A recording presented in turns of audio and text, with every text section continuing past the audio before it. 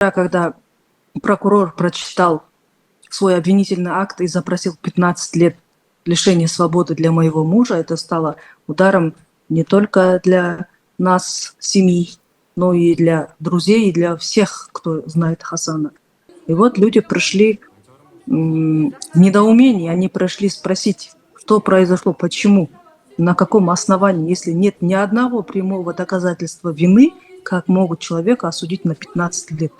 Были вот мама Хасана, я там была, ну, родственники были, друзья Хасана. Для этого и пошли в суд, чтобы присутствовать на суде, слышать все своими глазами, видеть. Ну и у прокурора спросить причины. Кстати, если вы эти видео видели, то прокурор там ни одной обоснованной причины назвать не мог. На каком основании он запросил 15 лет.